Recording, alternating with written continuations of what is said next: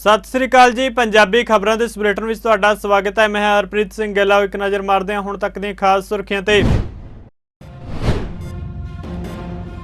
अमरीका तो बाद 2 दिनां दौरे उत्ते मिस्र की राजधानी काहिरा पहुंचे प्रधानमंत्री मोदी। मिस्र के प्रधानमंत्री ने हवाई अड्डे उत्ते प्रधानमंत्री नरेंद्र मोदी नूं कीता रिसीव।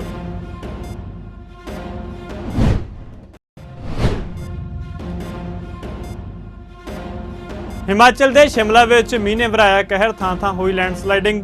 मलबे हेठां दबे अद्धा दर्जन तो वध वाहन।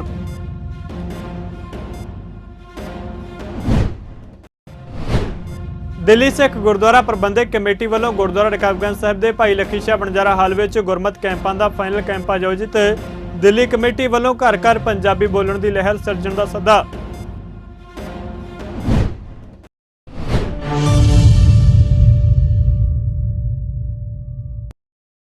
ते हुण खबरां विस्तार नाल। प्रधानमंत्री नरेंद्र मोदी अमरीका के 3 दिना राजसी दौरे तो बाद 2 दिना दौरे उत्ते मिस्र की राजधानी काहिरा पहुंच गए ने। मिस्र के प्रधानमंत्री ने हवाई अड्डे उत्ते प्रधानमंत्री नरेंद्र मोदी नूं रिसीव किया।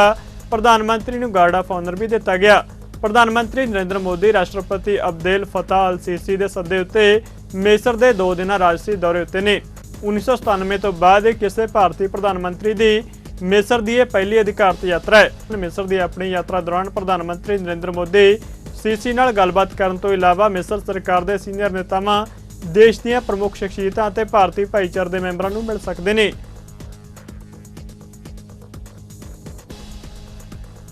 हिमाचल प्रदेश की राजधानी शिमला विच प्री मानसून की पहली बारिश ने कहर ढा दिता। शहर विच अद्धा दर्जन तो वध वाहन मलबे की लपेट विच आ गए ने।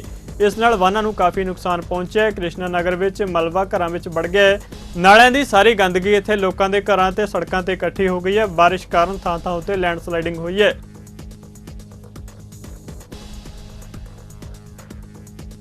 आम आदमी पार्टी की अगवाई वाली सूबा सरकार वालों मुख्यमंत्री भगवंत सिंह मान की योग अगवाई में अपने 1.25 साल के कार्यकाल दौरान पारदर्शी ढंग नाल सूबे के 29,000 बेरोजगार नौजवानों सरकारी नौकरियां दित्तियां गईयां ने ते 88% घरेलू खपतकारां नूं 300 यूनिट प्रति महीना मुफ्त बिजली दी जा रही है। इन्हां शब्दां दा प्रगटावा विधायक आनंदपुर साहिब अते सिक्ख्या मंत्री पंजाब हरजोत सिंह बैंस वालों पिंड मस्सेवाल विखे दी Kiratpur Sahib truck operators cooperative transport society limited वालों काम मिलने की खुशी में रखवाई श्री अखंड पाठ साहिब जी के भोग पैण समय हाज़र समूह ट्रक ऑपरेटरां ते पतवंते लोगों को संबोधन करदे किया। इस मौके कैबिनेट मंत्री हरजोत बैंस ने कहा कि विकास कार्यों वाल खास ध्यान दिता जा रहा है।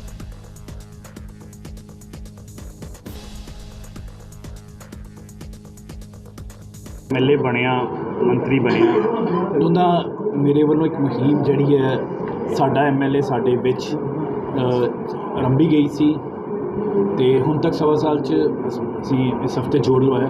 ये 85वां समागम है जिहदे विच वख-वख पिंडां च वख-वख संस्थावां जिवें अज ट्रक यूनियन मस्सेवाल पहुंचे हैं तां खुला दरबार हुंदा। साथ में कोई सांझी जगह सराह में स्कूल में प्रोग्राम रखी दा जिथे आम लोग आ सकन अपनी गल रख सकन ते जो वादा सी इलैक्शन तो पहला कि विचरांगे वो विचरदे हैं। तो बहुत सारे इहदा फायदा ये हुंदा कि बहुत सारे मसले मौके पर हल हो जाते हैं।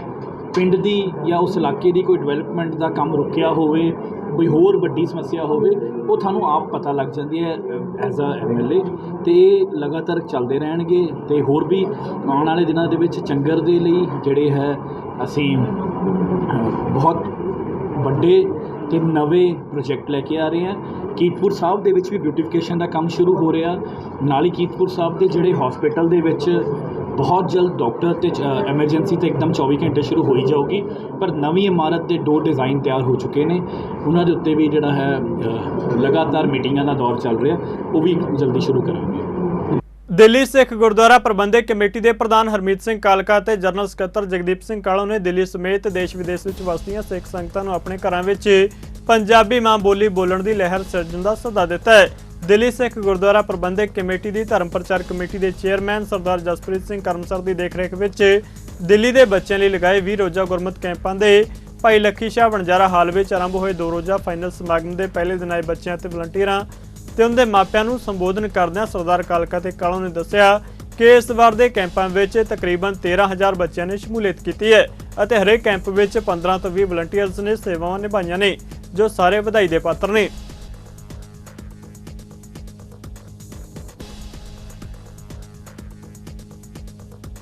ਇਹ ਜਿਹੜੇ ਹਰ ਬੱਚੇ ਦੇ ਅੱਜ ਜੀਵਨ ਦੇ ਵਿੱਚ ਪਏ ਆ, ਉਹਨੂੰ ਆਉਣ ਵਾਲੇ ਸਮੇਂ 'ਚ ਮੈਂ ਸਮਝਦਾ ਕਿ ਜਦ ਤੱਕ ਉਹ ਵੱਡੇ ਸਾਡੀਆਂ ਉਮਰਾਂ ਤੇ ਹੋਗੇ ਤੁਹਾਡੇ ਦਿਲੋਂ, ਤਾਂ ਮੈਨੂੰ ਕੋਈ ਗੁਰੇਜ਼ ਨਹੀਂ ਹੈ ਕਿ 75% ਤੋਂ ਉੱਤੇ ਜਿਹੜੇ ਸਾਡੇ ਪਰਿਵਾਰ ਨੇ ਉਹਨਾਂ ਦੇ ਵਿੱਚ ਹਿੰਦੀ ਭਾਸ਼ਾ ਦੇ ਵਿੱਚ ਗੱਲ ਕੀਤੀ ਜਾਂਦੀ ਹੈ। ਔਰ ਇਸ ਗੱਲ ਦਾ ਸਾਨੂੰ ਬੜਾ ਅਫਸੋਸ ਹੈ ਕਿਉਂਕਿ ਅਸੀਂ ਆਪਣੀ ਮਾਂ ਬੋਲੀ ਨੂੰ ਭੁੱਲ ਕੇ ਆਪਣੀ ਦੂਸਰੀਆਂ ਭਾਸ਼ਾਵਾਂ ਘਰਾਂ ਦੇ ਵਿੱਚ ਵਾੜ ਲਿਆ। ਇਹ ਦੂਜੀਆਂ ਭਾਸ਼ਾਵਾਂ ਲੋਕਾਂ ਨੂੰ ਮੁਬਾਰਕ ਹੋਣ, ਮਗਰ ਜਿਹੜੀ ਗੁਰੂ ਸਾਹਿਬਾਨ ਨੇ ਸਾਨੂੰ ਆਪਣੀ ਮਾਂ ਬੋਲੀ ਦਿੱਤੀ ਹੈ, ਸਾਨੂੰ ਉਸ ਤੇ ਵੀ ਅੱਜ ਪਹਿਰਾ ਦੇਣ ਦੀ ਬਹੁਤ ਵੱਡੀ ਲੋੜ ਹੈ। ਸੋ ਮੈਂ ਆਏ ਹੋਏ ਇੱਥੇ ਮੇਰੇ ਜਿਹੜੇ ਵੀਰ, ਮੇਰੇ ਬੱਚੇ, ਮੇਰੇ ਨੌਜਵਾਨ ਸਾਥੀ ਵੀ ਇੱਥੇ ਪਹੁੰਚੇ ਹਨ, ਜਿਹੜੇ ਉਹਨਾਂ ਦੇ ਵੋਲੰਟੀਅਰਸ ਦੇ ਰੂਪ ਦੇ ਵਿੱਚ, ਉਹਨਾਂ ਬੱਚਿਆਂ ਦੇ ਪਰਿਵਾਰ ਦੇ ਰੂਪ ਦੇ ਵਿੱਚ, ਉਹਨਾਂ ਦੇ ਮਾਪਿਓ, ਮੈਂ ਸਾਰਿਆਂ ਦੇ ਚਰਨਾਂ 'ਚ ਬੇਨਤੀ ਕਰਦਾ ਕਿ ਆਓ ਇਸ ਦਿੱਲੀ ਤੋਂ ਇੱਕ ਐਸਾ ਹੱਲਾ ਬੋਲੀਏ, ਐਸਾ ਮਾਹੌਲ ਬਣਾਈਏ ਕਿ ਘਰ ਘਰ ਦੇ ਵਿੱਚ ਸਿਰਫ ਤੇ ਸਿਰਫ ਅਗਰ ਕਿਸੇ ਗੁਰਸਿੱਖ ਦੇ ਘਰ ਕੋਈ ਭਾਸ਼ਾ ਚੱਲਣੀ ਹੈ ਤੇ ਸਿਰਫ ਪੰਜਾਬੀ। ਮੈਂ ਸਾਰੇ ਬੱਚਿਆਂ ਨੂੰ ਕਹਾਂਗਾ ਕਿ ਅੱਜ ਤੋਂ ਬਾਅਦ ਜੇ ਘਰ ਜਾ ਕੇ ਤੁਹਾਡੇ ਮਾਤਾ ਪਿਤਾ, ਤੁਹਾਡਾ ਕੋਈ ਸਗਾ ਸੰਬੰਧੀ ਤੁਹਾਡੇ ਘਰ ਦੇ ਵਿੱਚ ਕੋਈ ਗੱਲ ਕਰੇ, ਉਹ ਪੰਜਾਬੀ ਦੇ ਵਿੱਚ ਗੱਲ ਕਰੇ, ਕੋਈ ਹੋਰ ਭਾਸ਼ਾ ਦੇ ਵਿੱਚ ਅਗਰ ਗੱਲ ਕਰਦਾ ਤੇ ਉਹਨੂੰ ਉੱਥੇ ਟੋਕ ਦੇਣਾ ਚਾਹੀਦਾ। ਅਸੀਂ ਅੱਜ ਸਮਾਜ ਦੇ ਵਿੱਚ ਰਹਿੰਦੇ ਹੋਏ ਜੇ ਹਿੰਦੀ ਦੇ ਵਿੱਚ ਗੱਲ ਕਰਨੀ ਹੈ, ਅਸੀਂ ਆਪਣੇ ਦੋਸਤਾਂ ਯਾਰਾਂ ਦੇ ਨਾਲ ਸਮਾਜ ਦੇ ਵਿੱਚ ਗੱਲ ਕਰ ਸਕਦੇ ਹਾਂ, ਮਗਰ ਆਪਣੇ ਘਰ ਦੇ ਵਿੱਚ ਅੱਜ ਤੋਂ ਫੈਸਲਾ ਲਈਏ ਕਿ ਸਿਰਫ ਅਗਰ ਗੱਲ ਕਰਨੀ ਹੈ ਤੇ ਪੰਜਾਬੀ ਭਾਸ਼ਾ ਦੇ ਵਿੱਚ। ਔਰ ਮੈਂ ਚਾਹਾਂਗਾ ਕਿ ਇੱਕ ਜਕਾਰੇ ਦੇ ਰੂਪ ਦੇ ਵਿੱਚ ਤੁਸੀਂ ਸਾਰੇ ਦੀ ਹਾਮੀ ਭਰੋ ਕਿ ਅੱਜ ਤੋਂ ਬਾਅਦ ਆਪਾਂ ਪ੍ਰਣ ਕਰਨਾ ਹੈ ਕਿ ਜਿਹੜੇ ਘਰ ਦੇ ਵਿੱਚ ਵੀ ਹਿੰਦੀ ਬੋਲੀ ਜਾਂਦੀ ਹੈ ਉਹਨੂੰ ਉੱਥੋਂ ਬਾਹਰ ਕੱਢ ਕੇ ਆਪਣੀ ਮਾਂ ਬੋਲੀ ਪੰਜਾਬੀ ਨੂੰ ਉਹਦੇ ਵਿੱਚ ਲੈ ਕੇ ਆਣਾ ਹੈ। ਮੈਂ ਸਮਝਦਾ ਉਹਨਾਂ ਦੇ ਮਾਪਿਓ ਨੂੰ ਵੀ ਉਸੇ ਜ਼ਿੰਮੇਵਾਰੀ ਦੇ ਨਾਲ ਗੱਲ ਕਰਨੀ ਚਾਹੀਦੀ ਹੈ ਕਿ ਅੱਜ ਤੋਂ ਬਾਅਦ ਆਪਾਂ ਪ੍ਰਣ ਕਰੀਏ। ਔਰ ਇਹ ਮਾਹੌਲ ਜਦ ਅਸੀਂ ਦਿੱਲੀ ਦੇਸ਼ ਦੀ ਰਾਜਧਾਨੀ ਦੇ ਵਿੱਚ ਜਦ ਪੈਦਾ ਕਰਾਂਗੇ ਤਾਂ ਮੈਨੂੰ ਨਹੀਂ ਲੱਗਦਾ ਕਿ ਹਿੰਦੁਸਤਾਨ ਦੇ ਕਿਸੇ ਕੋਨੇ ਦੇ ਵਿੱਚ, ਕਿਸੇ ਘਰ ਦੇ ਵਿੱਚ ਜਿਹੜਾ ਗੁਰਸਿੱਖਾਂ ਦਾ ਘਰ ਹੋਏ, ਜਿੱਥੇ ਗੁਰੂ ਨਾਨਕ ਨਾਮ ਲੈਵਾ ਘਰ ਹੋਵੇ, ਉਹਦੇ ਵਿੱਚ ਪੰਜਾਬੀ ਭਾਸ਼ਾ ਦੇ ਇਲਾਵਾ ਕੋਈ ਹੋਰ ਭਾਸ਼ਾ ਚੱਲੇ। ਸਾਡੀ ਧਰਮ ਪ੍ਰਚਾਰ ਪ੍ਰਬੰਧਕ ਕਮੇਟੀ ਨੇ ਬਹੁਤ ਵਧੀਆ ਉਪਰਾਲਾ ਕੀਤਾ ਹੈ ਔਰ ਦਿੱਲੀ ਦੇ ਵੱਖ-ਵੱਖ ਕੋਨਿਆਂ ਦੇ ਵਿੱਚੋਂ ਗੁਰਮਤ ਕੈਂਪ ਲਗਾ ਕੇ ਛੋਟੇ ਬੱਚਿਆਂ ਨੂੰ ਗੁਰਮੁਖੀ ਲਿਪੀ ਦੀ ਜਾਣਕਾਰੀ ਕਰਾਈ ਹੈ। ਇੱਥੇ ਹੀ ਬਸ ਨਹੀਂ, ਦਿੱਲੀ ਸਿੱਖ ਗੁਰਦੁਆਰਾ ਪ੍ਰਬੰਧਕ ਕਮੇਟੀ ਇਸ ਵਾਰੀ ਅਲਵਰ ਜ਼ਿਲ੍ਹੇ ਦੇ ਵਿੱਚ ਵੀ ਬਹੁਤ ਵੱਡੇ ਕੈਂਪ ਲਗਾ ਕੇ ਉੱਥੇ 1100 ਬੱਚਿਆਂ ਨੇ ਪਾਰਟਿਸਿਪੇਟ ਕੀਤਾ ਔਰ 17 ਤਰੀਕ ਨੂੰ ਜਾ ਕੇ ਉੱਥੇ ਬੱਚਿਆਂ ਨੂੰ ਪ੍ਰਸ਼ੰਸਾ ਪੱਤਰ ਦਿੱਤੇ ਗਏ।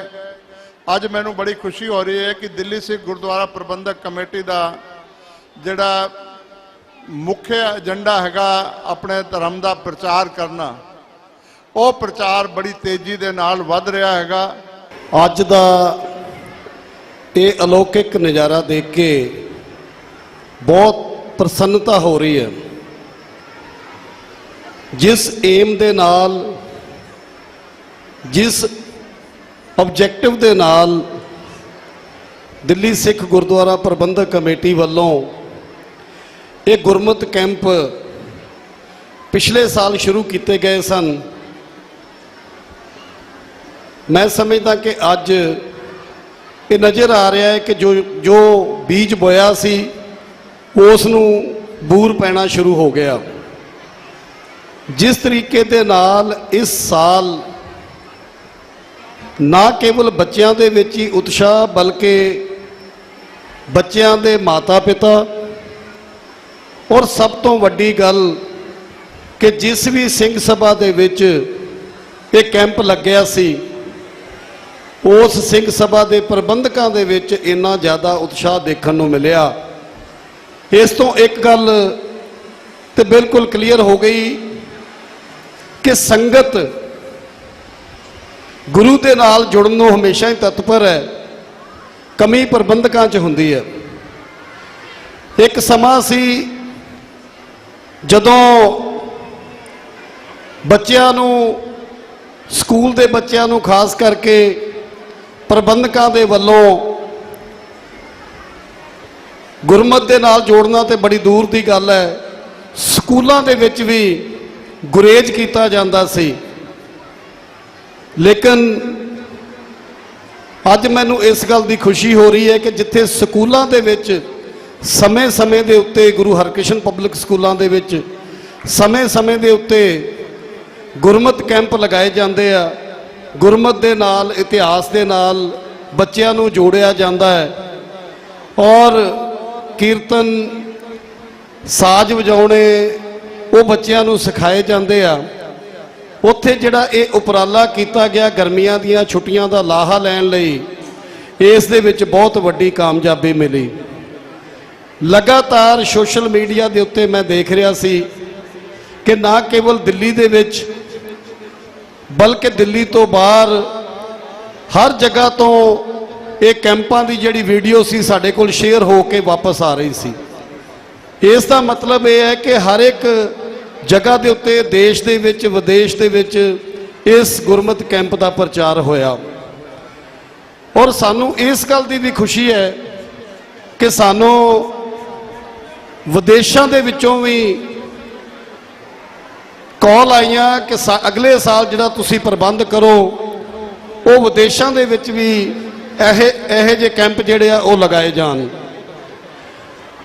ਨਾਰਥ ਈਸਟ ਸਟੇਟਸ, ਚਾਹੇ ਮੈਂ ਮੇਘਾਲਿਆ ਦੀ ਗੱਲ ਕਰਾਂ, ਚਾਹੇ ਅਰੁਣਾਚਲ ਪ੍ਰਦੇਸ਼ ਦੀ ਗੱਲ ਕਰਾਂ, ਵਿਸ਼ੇਸ਼ ਤੌਰ ਦੇ ਉੱਤੇ ਮੈਨੂੰ ਉੱਥੋਂ ਦੀਆਂ ਸੰਗਤਾਂ ਦੇ ਵੀ ਫੋਨ ਆਏ ਕਿ ਅਗਲਾ ਜਿਹੜਾ ਵੀ ਤੁਸੀਂ ਕੈਂਪ ਲਗਾਓ ਉਹ ਨਾਰਥ ਈਸਟ ਦੀਆਂ ਜਿਹੜੀਆਂ ਸਟੇਟਸ ਹੈ ਉਹਨਾਂ ਨੂੰ ਵੀ ਧਿਆਨ ਦੇ ਵਿੱਚ ਰੱਖੋ, ਉੱਥੇ ਵੀ ਕੈਂਪ ਲਗਾਏ ਜਾਣ। ਸੋ ਕਹਿਣ ਦਾ ਭਾਵ ਹੈ ਕਿ ਇਹ ਜਿਹੜਾ ਉਪਰਾਲਾ ਕੀਤਾ ਗਿਆ ਦਿੱਲੀ ਸਿੱਖ ਗੁਰਦੁਆਰਾ ਪ੍ਰਬੰਧਕ ਕਮੇਟੀ ਵੱਲੋਂ, ਇਸ ਦਾ ਬਹੁਤ ਵੱਡੇ ਪੱਧਰ ਦੇ ਉੱਤੇ ਸੰਗਤ ਵੱਲੋਂ ਹੁੰਗਾਰਾ ਮਿਲਿਆ। ਔਰ ਮੈਂ ਇੱਕ ਹੋਰ ਜਾਣਕਾਰੀ ਜਿਹੜੀ ਸਾਂਝੀ ਕਰਨਾ ਚਾਹੁੰਦਾ ਗੁਰੂ ਪਿਆਰੀ ਸਾਧ ਸੰਗਤ ਜੀ, ਕਿ ਇਹਨਾਂ ਕੈਂਪਾਂ ਦੇ ਵਿੱਚ ਜਿੱਥੇ ਬੱਚਿਆਂ ਨੇ ਕੀਰਤਨ ਸਿੱਖਿਆ, ਇਤਿਹਾਸ ਦੀ ਜਾਣਕਾਰੀ ਲਈ, ਗੁਰਮੁਖੀ ਪੜ੍ਹਨੀ ਲਿਖਣੀ ਸਿੱਖੀ, ਇਸ ਤੋਂ ਇਲਾਵਾ ਸਭ ਤੋਂ ਵੱਡੀ ਗੱਲ ਹੈ ਕਿ ਗੁਰਦੁਆਰਾ ਸ਼੍ਰੀ ਗੁਰੂ ਸਿੰਘ ਸਭਾ ਕ੍ਰਿਸ਼ਨਾ ਪਾਰਕ ਦੇ ਵਿੱਚ ਜੋ ਕੈਂਪ ਲੱਗਾ ਸੀ, ਸਭ ਤੋਂ ਪਹਿਲਾਂ ਉੱਥੇ ਬੱਚਿਆਂ ਨੇ ਅੰਮ੍ਰਿਤ ਛਕਿਆ ਔਰ ਵੱਡੀ ਗਿਣਤੀ ਵਿੱਚ ਉਸ ਕੈਂਪ ਦੇ ਵਿੱਚ ਬੱਚਿਆਂ ਨੇ ਅੰਮ੍ਰਿਤ ਛਕਿਆ ਔਰ ਉਸ ਨੂੰ ਦੇਖ ਕੇ ਹੋਰ ਬਹੁਤ ਸਾਰੇ ਕੈਂਪਾਂ ਦੇ ਵਿੱਚ ਬੱਚੇ ਜਿਹੜੇ ਉਹ ਤਿਆਰ ਹੋਏ ਅੰਮ੍ਰਿਤ ਛਕਣ ਵਾਸਤੇ।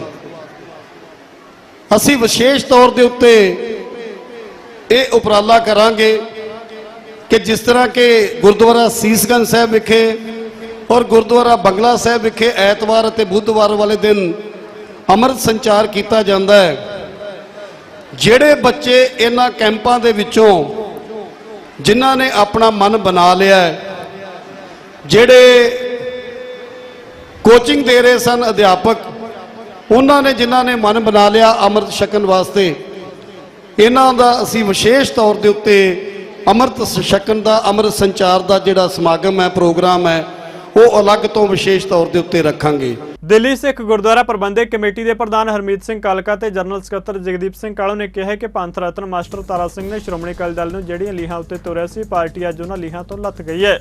ਪੰਥ ਰਤਨ ਮਾਸਟਰ ਤਾਰਾ ਸਿੰਘ ਦੇ ਜਨਮ ਦਿਹਾੜੇ ਦੀ ਸਮੂਹ ਸੰਗਤ ਨੂੰ ਵਧਾਈ ਦਿੰਦਿਆਂ ਸਰਦਾਰ ਕਾਲਕਾ ਤੇ ਕਾਲੂ ਨੇ ਦੱਸਿਆ ਕਿ ਪੰਥ ਰਤਨ ਮਾਸਟਰ ਤਾਰਾ ਸਿੰਘ ਦਾ ਜਨਮ 24 ਜੂਨ 1885 ਵਿੱਚ ਹੋਇਆ ਸੀ ਤੇ ਉਹ ਹਿੰਦੁਸਤਾਨ ਦੀ ਆਜ਼ਾਦੀ ਦੀ ਲੜਾਈ ਵਿੱਚ ਪਹਿਲੇ ਸਿੱਖ ਆਜ਼ਾਦੀ ਘੁਲਾਟੀਏ ਸਨ। ਉਹਨਾਂ ਕਿਹਾ ਕਿ ਮਾਸਟਰ ਤਾਰਾ ਸਿੰਘ ਨੂੰ ਪੰਥ ਦੀ ਸਿਰਮੌਰ ਜਥੇਬੰਦੀ ਸ਼੍ਰੋਮਣੀ ਅਕਾਲੀ ਦਲ ਦੇ ਪ੍ਰਧਾਨ ਹੋਣ ਦਾ ਮਾਣ ਵੀ ਮਿਲਿਆ। ਅੱਜ ਪੰਥ ਰਤਨ ਮਾਸਟਰ ਤਾਰਾ ਸਿੰਘ ਹੋਣਾ ਦਾ ਜਿਹੜਾ ਜਨਮ ਦਿਹਾੜਾ 24 ਜੂਨ 1885 ਦੇ ਵਿੱਚ ਮਾਸਟਰ ਤਾਰਾ ਸਿੰਘ ਜੀ ਦਾ ਜਨਮ ਹੋਇਆ ਔਰ ਹਿੰਦੁਸਤਾਨ ਦੀ ਆਜ਼ਾਦੀ ਵਾਸਤੇ ਜਿਹੜੀ ਸਭ ਤੋਂ ਵੱਡੀ ਲੜਾਈ ਲੜੀ ਹੈ, ਉਹਦੇ ਵਿੱਚ ਪਹਿਲੇ ਸੁਤੰਤਰਤਾ ਸੈਨਾਨੀ ਜਿਹੜੇ ਬਤੌਰ ਸਿੱਖ ਜਿਹਦਾ ਨਾਮ ਦਰਜ ਹੁੰਦਾ ਉਹ ਮਾਸਟਰ ਤਾਰਾ ਸਿੰਘ ਜੀ ਦਾ, ਔਰ ਮਾਸਟਰ ਤਾਰਾ ਸਿੰਘ ਨੂੰ ਪੰਥ ਦੀ ਸਿਰਮੌਰ ਜਥੇਬੰਦੀ ਸ਼੍ਰੋਮਣੀ ਅਕਾਲੀ ਦਲ ਦਾ ਪ੍ਰਧਾਨ ਹੋਣ ਦਾ ਵੀ ਮਾਣ ਮਿਲਿਆ। ਮੈਂ ਸਮਝਦਾ ਕਿ ਐਸੇ ਸੁਤੰਤਰਤਾ ਸੈਨਾਨੀ ਔਰ ਇਹੋ ਜਿਹੇ ਵੀਰ ਬਹਾਦਰ ਜਿਨ੍ਹਾਂ ਨੇ ਆਪਣੀ ਕੁਰਬਾਨੀਆਂ ਦੇ ਕੇ ਇਸ ਜਿੱਥੇ ਦੇਸ਼ ਨੂੰ ਬਣਾਇਆ ਔਰ ਇਸ ਦੇਸ਼ ਦੇ ਨਾਲ ਨਾਲ ਜਿਹੜੀ ਸਿੱਖਾਂ ਦੀ ਸਭ ਤੋਂ ਵੱਡੀ ਜਥੇਬੰਦੀ ਹੈ ਸ਼੍ਰੋਮਣੀ ਅਕਾਲੀ ਦਲ, ਉਹਨੂੰ ਵੀ ਅੱਗੇ ਵੱਧ ਚੜ੍ਹ ਕੇ ਚਲਾਇਆ ਔਰ ਖੁਦ ਆਪਣੇ ਆਪ ਨੂੰ ਵਾਰਦੇ ਹੋਏ, ਆਪਣੇ ਆਪ ਨੂੰ ਮੈਂ ਮਾਰਾ ਪੰਥ ਜੀਵੇ ਦਾ ਨਾਰਾ ਲਾ ਕੇ ਮਾਸਟਰ ਤਾਰਾ ਸਿੰਘ ਹੋਰਾਂ ਨੇ ਹਮੇਸ਼ਾ ਕੌਮ ਤੇ ਪੰਥ ਨੂੰ ਅੱਗੇ ਰੱਖਿਆ ਔਰ ਅੱਜ ਅਫਸੋਸ ਹੈ ਉਸ ਸਮੇਂ ਦੇ ਵਿੱਚ ਵੀ, ਅਗਰ ਅੱਜ ਉਹਨਾਂ ਦਾ ਅਸੀਂ ਜਨਮ ਦਿਹਾੜਾ ਇੱਥੇ ਮਨਾ ਵੀ ਰਹੇ ਹਾਂ, ਮਗਰ ਅਫਸੋਸ ਹੈ ਕਿ ਜਿਨ੍ਹਾਂ ਲੀਹਾਂ ਦੇ ਉੱਤੇ ਉਹਨਾਂ ਨੇ ਸ਼੍ਰੋਮਣੀ ਅਕਾਲੀ ਦਲ ਨੂੰ ਪਾਇਆ ਸੀ, ਅੱਜ ਲੀਹਾਂ ਤੋਂ ਉਤਰ ਚੁੱਕਾ। ਔਰ ਅੱਜ ਦੇ ਦਿਨ ਅਸੀਂ ਅਰਦਾਸ ਕਰਦੇ ਹਾਂ ਗੁਰਚਰਨਾਂ ਦੇ ਵਿੱਚ ਕਿ ਜਿੱਥੇ ਮਾਸਟਰ ਤਾਰਾ ਸਿੰਘ ਉਹਨਾਂ ਨੇ ਆਪਣੀਆਂ ਕੁਰਬਾਨੀਆਂ ਦੇ ਕੇ ਆਪਣਾ ਪੂਰਾ ਜ਼ਿੰਦਗੀ ਜਿਸ ਪੰਥ ਦੀ ਉਸ ਪਾਰਟੀ ਨੂੰ ਚੜਾਉਣ ਵਾਸਤੇ ਕੀਤੀ, ਮਹਾਰਾਜ ਵਾਪਸ ਉਹਨੂੰ ਉਸ ਲੀਹਾਂ ਤੇ ਲੈ ਕੇ ਆਣ ਔਰ ਜਿਹੜੀਆਂ ਤਬਦੀਲੀਆਂ ਅੱਜ ਵਕਤ ਦੀ ਲੋੜ ਹੈ ਉਹ ਸਾਰੇ ਮਿਲ ਕੇ ਅਸੀਂ ਕਰ ਸਕੀਏ। ਸੋ ਅੱਜ ਸਮੁੱਚੀ ਦਿੱਲੀ ਸਿੱਖ ਗੁਰਦੁਆਰਾ ਪ੍ਰਬੰਧਕ ਕਮੇਟੀ ਪੰਥ ਰਤਨ ਮਾਸਟਰ ਤਾਰਾ ਸਿੰਘ ਹੋਣਾ ਦੇ ਇਸ ਜਨਮ ਦਿਹਾੜੇ ਨੂੰ, ਜਿੱਥੇ ਸਾਰੀ ਸੰਗਤਾਂ ਨੂੰ ਵਧਾਈ ਦਿੰਦੇ ਆ, ਸਾਰੇ ਪੰਥ ਦਰਦੀਆਂ ਨੂੰ ਅੱਜ ਦੇ ਦਿਨ ਦੀ ਬਹੁਤ ਬਹੁਤ ਮੁਬਾਰਕਬਾਦ ਦਿੰਦੇ। ਦਿੱਲੀ ਸਿੱਖ ਗੁਰਦੁਆਰਾ ਪ੍ਰਬੰਧਕ ਕਮੇਟੀ ਵੱਲੋਂ ਗੁਰਦੁਆਰਾ ਰਕਾਬਗੰਜ ਸਾਹਿਬ ਦੇ ਬਾਹਰ ਇਸ ਚੌਂਕ ਦੇ ਵਿੱਚ ਜਿੱਥੇ ਮਾਸਟਰ ਜੀ ਦਾ ਜਿਹੜਾ ਬੁੱਤ ਹੈ ਉਹ ਲਗਾਇਆ ਗਿਆ ਹੈ, ਉੱਥੇ ਨਮਨ ਕੀਤਾ ਹੈ। ਔਰ ਬਹੁਤ ਵੱਡੇ ਵਿਜ਼ਨਰੀ ਸਿੱਖ ਲੀਡਰ ਸਨ, ਜਿਨ੍ਹਾਂ ਨੇ ਜਿੱਥੇ ਦੇਸ਼ ਦੀ ਸੁਤੰਤਰਤਾ ਦੇ ਵਿੱਚ ਹਰ ਇੱਕ ਸਿੱਖ ਲਹਿਰ ਨੂੰ ਅੱਗੇ ਹੋ ਕੇ ਉਹਨਾਂ ਨੇ ਲੀਡ ਕੀਤਾ ਔਰ ਸਿੱਖਾਂ ਦਾ ਨਾਮ ਜੋ ਅੱਜ ਰੌਸ਼ਨ ਹੋਇਆ ਉਸ ਦੇ ਵਿੱਚ ਬਹੁਤ ਵੱਡਾ ਯੋਗਦਾਨ ਮਾਸਟਰ ਤਾਰਾ ਸਿੰਘ ਜੀ ਦਾ ਹੈ। ਜਿਸ ਤਰੀਕੇ ਦੇ ਨਾਲ ਉਹਨਾਂ ਨੇ ਪੰਥ ਨੂੰ ਚਲਾਇਆ, ਅਕਾਲੀ ਦਲ ਦੇ ਬਤੌਰ ਪ੍ਰਧਾਨ ਰਹੇ ਔਰ ਉਹਨਾਂ ਨੇ ਜਿਸ ਤਰੀਕੇ ਦੇ ਨਾਲ ਸਿੱਖਾਂ ਦੇ ਮਸਲੇ ਹਰ ਸਮੇਂ ਸਰਕਾਰਾਂ ਦੇ ਨਾਲ ਲੜੇ, ਉਹ ਕਾਬਲੇ ਤਾਰੀਫ ਹੈ। ਸੋ ਅੱਜ ਉਹਨਾਂ ਦੇ ਨਕਸ਼ੇ ਕਦਮ ਤੇ ਚੱਲ ਕੇ ਉਹਨਾਂ ਦੀ ਜੀਵਨੀ ਤੋਂ ਬਹੁਤ ਕੁਝ ਸਿੱਖਣ ਦੀ ਲੋੜ ਹੈ। ਦਿੱਲੀ ਸਿੱਖ ਗੁਰਦੁਆਰਾ ਪ੍ਰਬੰਧਕ ਕਮੇਟੀ ਦੇ ਜਨਰਲ ਸਕੱਤਰ ਜਗਦੀਪ ਸਿੰਘ ਕਾਲੋਂ ਤੇ ਬੀਜੇਪੀ ਦੇ ਸਿੱਖ ਆਗੂ ਮਨਜਿੰਦਰ ਸਿੰਘ ਸਿਰਸਾ ਨੇ ਸ਼ਿਲੌਂਗ ਵਿੱਚ ਗੁਰਦੁਆਰਾ ਡੰਗਮਾਰ ਸਾਹਿਬ ਨੂੰ ਲੈ ਕੇ ਕੌਮੀ ਘੱਟ ਗਿਣਤੀ ਕਮਿਸ਼ਨ ਦੇ ਇੱਕ ਮੈਂਬਰ ਵੱਲੋਂ ਅਸਾਮ ਦੇ ਰਾਜਪਾਲ ਨੂੰ ਲਿਖੇ ਪੱਤਰ ਉੱਤੇ ਪ੍ਰਤੀਕਿਰਿਆ ਦਿੱਤੀ ਹੈ। ਉਹਨੇ ਕਿਹਾ ਕਿ ਇਸ ਪੱਤਰ ਵਿੱਚ ਉਸਨੇ ਗੁਰਦੁਆਰਾ ਸਾਹਿਬ ਨੂੰ ਲੈ ਕੇ ਮਨਘੜਤ ਗੱਲਾਂ ਲਿਖੀਆਂ ਨੇ। ਉਹਨੇ ਕਿਹਾ ਕਿ ਇਸ ਮੁੱਦੇ ਨੂੰ ਲੈ ਕੇ ਉਹ ਰਾਜਪਾਲ ਅਤੇ ਕੇਂਦਰੀ ਮੰਤਰੀ ਨਾਲ ਮੁਲਾਕਾਤ ਕਰਨਗੇ। ਦੇਖੋ, ਸਿੱਕਿਮ ਦੇ ਇੱਕ ਐਕਸ ਮਿਨਿਸਟਰ ਹੈ ਔਰ ਮਿਨੋਰਟੀ ਕਮਿਸ਼ਨ ਦੇ ਨੈਸ਼ਨਲ ਮਿਨੋਰਟੀ ਕਮਿਸ਼ਨ ਦੇ ਮੈਂਬਰ ਹੈ। ਉਹਨਾਂ ਨੇ ਇੱਕ ਲੈਟਰ ਜਿਹੜਾ ਸਿੱਕਿਮ ਦੇ ਗਵਰਨਰ ਨੂੰ ਲਿਖਿਆ ਹੈ। ਮੈਂ ਸਮਝਦਾ ਕਿ ਅਸੀਂ ਦਿੱਲੀ ਸਿੱਖ ਗੁਰਦੁਆਰਾ ਪ੍ਰਬੰਧਕ ਕਮੇਟੀ ਵੱਲੋਂ ਜ਼ੋਰਦਾਰ ਸ਼ਬਦਾਂ ਦੇ ਵਿੱਚ ਉਸ ਦੀ ਨਿਖੇਧੀ ਕਰਦੇ ਹਾਂ, ਕਿਉਂਕਿ ਇਸ ਤਰੀਕੇ ਦਾ ਆਪਣੇ ਮਨ ਘੜਤ ਗੱਲਾਂ ਬਣਾ ਕੇ ਲਿਖਣੀਆਂ ਕਿ ਗੁਰੂ ਨਾਨਕ ਸਾਹਿਬ ਕਦੀ ਉੱਥੇ ਗਏ ਹੀ ਨਹੀਂ ਸੀ ਔਰ ਆਰਮੀ ਨੇ ਜ਼ਬਰਦਸਤੀ ਉੱਥੇ ਗੁਰਦੁਆਰਾ ਸਾਹਿਬ ਬਣਾਇਆ ਸੀ, ਇਹ ਮੈਂ ਸਮਝਦਾ ਉਸ ਮੈਂਬਰ ਮਿਨੋਰਟੀ ਕਮਿਸ਼ਨ ਦੇ ਮੈਂਬਰ ਨੇ ਬਹੁਤ ਵੱਡੀ ਭੁੱਲ ਕੀਤੀ ਆ ਕਿ ਉਹ ਆਰਮੀ ਜਿਹੜੀ ਚਾਈਨਾ ਦੇ ਬਾਰਡਰ ਦੇ ਉੱਤੇ, ਉਹ ਸਾਡੇ ਜਰਨੈਲ ਜਿਨ੍ਹਾਂ ਨੇ ਦੇਸ਼ ਦੀ ਰੱਖਿਆ ਕੀਤੀ, ਬਾਰਡਰਾਂ ਦੇ ਉੱਤੇ ਉਹਨਾਂ ਨੇ ਚਾਈਨਾ ਦੇ ਜਿਹੜੇ ਹਮਲੇ ਸੀ ਉਹਨਾਂ ਨੂੰ ਰੋਕਿਆ, ਉਸ ਆਰਮੀ ਦੇ ਬਾਰੇ ਇਸ ਤਰੀਕੇ ਦੀਆਂ ਗੱਲਾਂ ਕਰਨੀਆਂ ਇਹ ਬਹੁਤ ਹੀ ਮੰਦਭਾਗੀ ਗੱਲ ਹੈ। ਔਰ ਜੋ ਉਸ ਦਾ ਲੈਟਰ ਹੈ ਅਸੀਂ ਬਿਲਕੁਲ ਉਸ ਦਾ ਵਿਰੋਧ ਵੀ ਕਰਦੇ ਹਾਂ ਔਰ ਅਸੀਂ ਡਿਫੈਂਸ ਮਿਨਿਸਟਰ ਉਹਨਾਂ ਨੂੰ ਵੀ ਮਿਲਾਂਗੇ ਔਰ ਨਾਲ ਹੀ ਅਸੀਂ ਗਵਰਨਰ ਨੂੰ ਵੀ ਕੋਸ਼ਿਸ਼ ਕਰਾਂਗੇ ਮਿਲ ਕੇ ਔਰ ਆਪਣੀ ਗੱਲ ਰੱਖਾਂਗੇ। ਇਹ ਜੋ ਵੀ ਹੈ ਬਹੁਤ ਇਸ ਦੀ ਅਸੀਂ ਨਿੰਦਾ ਕਰਦੇ ਹਾਂ। ਸ਼ਿਤੇਸ਼ ਬੂਟੀਆ ਜੀ ਜੋ ਕਿ ਨੈਸ਼ਨਲ ਕਮਿਸ਼ਨ ਫਾਰ ਮਿਨੋਰਟੀ ਦੇ ਮੈਂਬਰ ਨੇ, ਉਹਨਾਂ ਨੇ ਜਿਹੜਾ ਗੁਰਦੁਆਰਾ ਡਾਂਗਮਾਰ ਸਾਹਿਬ ਨੂੰ ਲੈ ਕੇ ਗਵਰਨਰ ਸਾਹਿਬ ਨੂੰ ਚਿੱਠੀ ਲਿਖੀ ਆ, ਉਹ ਬੜੀ ਇਤਰਾਜ਼ਯੋਗ ਆ। ਅਸੀਂ ਉਸ ਦੇ ਕੜਾ ਇਤਰਾਜ਼ ਕਰਦੇ ਹਾਂ। ਮੈਂ ਗਵਰਨਰ ਸਾਹਿਬ ਨੂੰ ਬੇਨਤੀ ਕੀਤੀ ਆ, ਚਿੱਠੀ ਵੀ ਲਿਖੀ ਆ, ਮੈਂ ਮੁੱਖ ਮੰਤਰੀ ਸਾਹਿਬ ਨੂੰ ਵੀ ਸੰਪਰਕ ਕੀਤਾ ਹੈ ਔਰ ਮੈਂ ਇਹ ਬੜੇ ਸਖਤ ਸ਼ਬਦਾਂ 'ਚ ਕਹਿਣਾ ਚਾਹੁੰਦਾ ਹੈ ਬੂਟੀਆ ਸਾਹਿਬ ਨੂੰ ਕਿ ਤੁਸੀਂ ਇਹ ਗਲਤ ਤੱਥ ਪੇਸ਼ ਕੀਤੇ ਨੇ। ਤੁਹਾਡੇ ਵੱਲੋਂ ਇਹ ਕਹਿ ਦੇਣਾ ਕਿ ਗੁਰੂ ਨਾਨਕ ਦੇਵ ਪਾਤਸ਼ਾਹ ਜੀ ਕਦੀ ਗਏ ਨਹੀਂ ਸੀ ਸਿੱਕਿਮ ਅੰਦਰ ਔਰ ਉਹ ਪਵਿੱਤਰ ਸਥਾਨ ਜਿਹੜਾ ਗੁਰਦੁਆਰਾ ਡਾਂਗਮਾਰ ਸਾਹਿਬ ਆ ਉਹਦਾ ਇਤਿਹਾਸ ਹੀ ਕੋਈ ਨਹੀਂ, ਇਹ ਬਿਲਕੁਲ ਝੂਠ ਆ, ਇਹ ਤੱਥਾਂ ਤੋਂ ਪਰੇ ਆ। ਐਸੇ ਬਹੁਤ ਸਾਰੇ ਸਬੂਤ ਨੇ ਪ੍ਰੀ ਇੰਡੀਪੈਂਡੈਂਸ ਦੇ ਵੀ ਔਰ ਪੋਸਟ ਇੰਡੀਪੈਂਡੈਂਸ ਦੇ ਵੀ, ਜਿਹੜੇ ਕਿ ਕਿਤਾਬਾਂ ਦੇ ਅੰਦਰ ਪ੍ਰਕਾਸ਼ਿਤ ਨੇ, ਜਿਹੜੇ ਸਪਸ਼ਟ ਕਰਦੇ ਨੇ ਕਿ ਗੁਰੂ ਨਾਨਕ ਦੇਵ ਜੀ ਆਪਣੀ ਉਦਾਸੀ ਦੇ ਦੌਰਾਨ ਇੱਥੋਂ ਗਏ। ਦੂਜੀ ਗੱਲ, ਤੁਸੀਂ ਗਵਰਨਰ ਸਾਹਿਬ ਨੂੰ ਚਿੱਠੀ 'ਚ ਇਹ ਕਿਹਾ ਕਿ ਆਰਮੀ ਨੇ ਧੱਕੇ ਨਾਲ ਇੱਥੇ ਗੁਰਦੁਆਰਾ ਬਣਾ ਦਿੱਤਾ, ਬੜੇ ਸ਼ਰਮ ਦੀ ਗੱਲ ਆ। ਸਾਨੂੰ ਜਿਹੜੇ ਗੁਰੂ ਰੰਪੋਚੇ ਤੁਹਾਡੇ ਸਤਿਕਾਰਿਤ ਗੁਰੂ ਨੇ, ਅਸੀਂ ਉਹਨਾਂ ਦਾ ਬੜਾ ਸਨਮਾਨ ਕਰਦੇ ਹਾਂ ਔਰ ਬੜੇ ਸਨਮਾਨ 'ਚ ਇਹ ਕਹਿਣਾ ਚਾਹੁੰਦੇ ਹਾਂ ਉਹ ਵੀ ਗਏ ਹੋਣਗੇ ਉੱਥੇ, ਗਏ ਨੇ ਉੱਥੇ, ਸਾਨੂੰ ਇੱਥੇ ਕੋਈ ਇਤਰਾਜ਼ ਹੀ ਨਹੀਂ ਇਸ ਗੱਲ ਉੱਤੇ। ਲੇਕਿਨ ਜਿਹੜਾ ਕੰਮ ਤੁਸੀਂ ਕਰਦੇ ਪਏ ਜੇ ਗਲਤ ਆ। ਮੈਂ ਦਿੱਲੀ ਸਿੱਖ ਗੁਰਦੁਆਰਾ ਮੈਨੇਜਮੈਂਟ ਕਮੇਟੀ ਦੇ ਪ੍ਰਧਾਨ ਰਹਿੰਦਿਆਂ ਨਿਰੰਤਰ ਸਿੱਕਿਮ ਜਾਂਦਾ ਰਿਹਾ, ਇਹ ਕੇਸ ਨੂੰ ਮੈਂ ਲੜਿਆ। ਮਾਣਯੋਗ ਹਾਈ ਕੋਰਟ ਵੱਲੋਂ ਇਹ ਹੁਣ ਕਿਹਾ ਗਿਆ ਕਿ ਦੋਵੇਂ ਪੱਖ ਬੈਠ ਕੇ ਗੱਲਬਾਤ ਕਰਨਗੇ ਔਰ ਇਹਦਾ ਮਸਲਾ ਹੱਲ ਕਰਕੇ ਸਥਾਨ ਬਣਾਉਣਗੇ ਔਰ ਇਹੋ ਜਿਹੇ ਵੇਲੇ ਤੁਹਾਡੇ ਵੱਲੋਂ ਜਿਹੜਾ ਕੰਮ ਕੀਤਾ ਗਿਆ ਹੈ ਇਹ ਨਾ ਕੇਵਲ ਕੜੱਤਣ ਪੈਦਾ ਕਰਦਾ ਹੈ ਬਲਕਿ ਇੱਕ ਸੰਵਿਧਾਨਿਕ ਪਦ ਤੇ ਬੈਠ ਕੇ ਤੁਸੀਂ ਸਿੱਖਾਂ ਨਾਲ ਧੱਕਾ ਕਰਨ ਦੀ ਕੋਸ਼ਿਸ਼ ਕੀਤੀ ਆ, ਜਿਹੜਾ ਅਸੀਂ ਬਰਦਾਸ਼ਤ ਨਹੀਂ ਕਰਾਂਗੇ। ਅਸੀਂ ਤੁਹਾਨੂੰ ਬੇਨਤੀ ਕਰਦੇ ਹਾਂ। ਜਲੰਧਰ ਪੁਲਿਸ ਨੇ ਸਾਈਬਰ ਸੈੱਲ ਜਲੰਧਰ ਦੀ ਮਦਦ ਦੁਆਰਾ ਆਨਲਾਈਨ ਫਰਾਡ ਕਰਨ ਵਾਲੇ ਇੱਕ ਨੌਜਵਾਨ ਨੂੰ ਕਾਬੂ ਕੀਤਾ ਹੈ। ਪੁਲਿਸ ਨੇ ਗੌਰਵ ਪਾਵਾ ਨਾਮੀ ਸ਼ਖਸ ਨੂੰ ਗ੍ਰਿਫਤਾਰ ਕੀਤਾ ਹੈ। ਪੁਲਿਸ ਅਧਿਕਾਰੀ ਨੇ ਦੱਸਿਆ ਕਿ ਨੌਜਵਾਨ ਨੇ ਵਿੱਕੀ ਨਾਮ ਦੇ ਸ਼ਖਸ ਦੇ ਕ੍ਰੈਡਿਟ ਕਾਰਡ ਦੀ ਡਿਟੇਲ ਲੈ ਕੇ ਆਪਣੇ ਖਾਤੇ ਵਿੱਚ ਪੈਸੇ ਟ੍ਰਾਂਸਫਰ ਕੀਤੇ ਸਨ। ਉਹਨਾਂ ਕਿਹਾ ਕਿ ਪੁਲਿਸ ਨੇ ਮੁਲਜ਼ਮ ਦੇ ਖਿਲਾਫ ਕਾਰਵਾਈ ਸ਼ੁਰੂ ਕਰ ਦਿੱਤੀ ਹੈ। ਜਿਵੇਂ ਕਿ ਤੁਹਾਨੂੰ ਸਾਰੇ ਪਬਲਿਕ ਨੂੰ ਪਤਾ ਹੈਗਾ ਕਿ ਅੱਜ ਕੱਲ੍ਹ ਜਿਹੜਾ ਆਨਲਾਈਨ ਜਿਹੜੇ ਸਾਈਬਰ ਕ੍ਰਾਈਮ ਹੈਗਾ ਉਹ ਬਹੁਤ ਰਾਈਜ਼ ਦੇ ਉੱਪਰ ਹੈਗਾ। ਮੋਸਟਲੀ ਜਿੰਨੇ ਵੀ ਕੰਪਲੇਨੈਂਟਸ ਪੇਸ਼ ਹੁੰਦੇ ਆ ਆਪਣੀਆਂ ਦਰਖਾਸਤਾਂ ਲੈ ਕੇ, ਉਹਨਾਂ ਦੇ ਵਿੱਚ ਜ਼ਿਆਦਾਤਰ ਕੰਪਲੇਂਟਸ ਜਿਹੜੀਆਂ ਆਨਲਾਈਨ ਜਿਹੜਾ ਕ੍ਰਾਈਮ ਹੈ, ਸਾਈਬਰ ਕ੍ਰਾਈਮ ਹੈ, ਉਹਦੇ ਨਾਲ ਹੁੰਦੀਆਂ ਕਿ ਜਿਹੜੇ ਫੰਡਸ ਨੇ, ਟ੍ਰਾਂਜੈਕਸ਼ਨਸ ਨੇ ਆਨਲਾਈਨ, ਉਹਨਾਂ ਤੋਂ ਕਿਸੇ ਤੋਂ OTP ਲੈ ਕੇ ਜਾਂ ਕਿਸੇ ਵੀ ਹੋਰ ਤਰੀਕੇ ਨਾਲ ਜਿਹੜੀਆਂ ਬੈਂਕ ਦੇ ਵਿੱਚ ਉਹਨਾਂ ਦੇ ਜਿਹੜੀ ਟ੍ਰਾਂਜੈਕਸ਼ਨਸ ਹੋ ਜਾਂਦੀਆਂ, ਤਾਂ ਬਾਅਦ ਦੇ ਵਿੱਚ ਜਿਹੜਾ ਉਹਨਾਂ ਦਾ ਫਾਈਨੈਂਸ਼ੀਅਲ ਜਿਹੜਾ ਲਾਸ ਜਦੋਂ ਹੁੰਦਾ ਤਾਂ ਫਿਰ ਉਹਨਾਂ ਨੂੰ ਪਤਾ ਲੱਗਦਾ ਕਿ ਸਾਡੇ ਬੈਂਕ ਦੇ ਵਿੱਚੋਂ ਜਿਹੜੀ ਹੈ ਪੈਸੇ ਕੱਟੇ ਗਏ। ਤਾਂ ਇਸੇ ਹੀ ਤਰੀਕੇ ਨਾਲ ਸਾਡੇ ਕੋਲ ਇੱਕ ਕੰਪਲੇਂਟ ਜਿਹੜੀ ਹੈਗੀ ਦਿੱਤੀ ਗਈ ਸੀ। ਤਾਂ ਇਹਦੇ ਵਿੱਚ ਇੱਕ ਵਿੱਕੀ ਨਾਂ ਦਾ ਲੜਕਾ ਹੈਗਾ ਸੀ, ਜਿਸ ਨੇ ਕੰਪਲੇਂਟ ਆਪਣੀ ਦਾਇਰ ਕੀਤੀ ਕਿ ਉਸ ਦੇ ਕ੍ਰੈਡਿਟ ਕਾਰਡ ਦੇ ਸੰਬੰਧ ਦੇ ਵਿੱਚ ਉਹ ਆਪਣੇ ਬੈਂਕ ਦੇ ਵਿੱਚ ਗਿਆ ਸੀ। ICICI ਬੈਂਕ ਦੇ ਵਿੱਚ ਜਿਹੜੀਆਂ ਬੈਂਕ ਡਿਟੇਲਸ ਜਦੋਂ ਉਹਨੇ ਕ੍ਰੈਡਿਟ ਕਾਰਡ ਨੂੰ ਅਪਡੇਟ ਕਰਨ ਵਾਸਤੇ ਸ਼ੇਅਰ ਕੀਤੀਆਂ, ਜਿਨ੍ਹਾਂ ਦੇ ਵਿੱਚ ਉੱਥੇ ਜੋ ਲੜਕਾ ਇੱਕ ਉੱਥੇ ਜੌਬ ਕਰਦਾ ਸੀ ICICI ਬੈਂਕ ਦੇ ਵਿੱਚ, ਗੌਰਵ ਪਵਾ, ਜਿਸ ਦੀ ਉਮਰ ਜਿਹੜੀ ਹੈਗੀ ਹੈ ਕਰੀਬ 26 ਸਾਲ ਹੈਗੀ ਆ, ਜੋ ਇੱਕ BSc IT ਗ੍ਰੈਜੂਏਟ ਹੈਗਾ। ਤਾਂ ਉਸਨੇ ਉਹਦੀਆਂ ਜਿਹੜੀਆਂ ਕ੍ਰੈਡਿਟ ਕਾਰਡਸ ਦੀਆਂ ਡਿਟੇਲਸ ਜਦੋਂ ਲਈਆਂ ਤਾਂ ਬਾਅਦ ਦੇ ਵਿੱਚ ਉਸਨੂੰ ਪਤਾ ਲੱਗਿਆ ਕਿ ਉਸਦੇ ਬਜਾਜ ਜਿਹੜੀ ਵਾਲਟ ਇੱਕ ਹੁੰਦਾ, ਉਹਦੇ ਵਿੱਚ ਉਹਨਾਂ ਦੇ ਜਿਹੜੇ ਫੰਡਸ ਨੇ ਉਹਨੇ ਟ੍ਰਾਂਸਫਰ ਕਰ ਲਏ। ਤਾਂ ਉਸ ਤੋਂ ਬਾਅਦ ਜਦੋਂ 1 ਲੱਖ ਦੇ ਕਰੀਬ ਉਸਦੇ ਜਿਹੜੇ ਫੰਡਸ ਨੇ ਉਹਦੇ ਵਿੱਚੋਂ ਟ੍ਰਾਂਜੈਕਸ਼ਨਸ ਹੋਣੀਆਂ ਪਾਈਆਂ ਗਈਆਂ। ਉਹਦੀ ਕੰਪਲੇਂਟ ਦੀ ਜਿਹੜੀ ਇਨਕੁਆਇਰੀ ਹੈਗੀ ਆ ਸਾਡੇ ਸਾਈਬਰ ਸੈੱਲ ਦੇ ਜਿਹੜੇ ਇੰਚਾਰਜ ਹੈਗੇ ਇੰਸਪੈਕਟਰ ਮੋਨਿਕਾ ਅਰੋੜਾ, ਇਹਨਾਂ ਵੱਲੋਂ ਕੀਤੀ ਗਈ।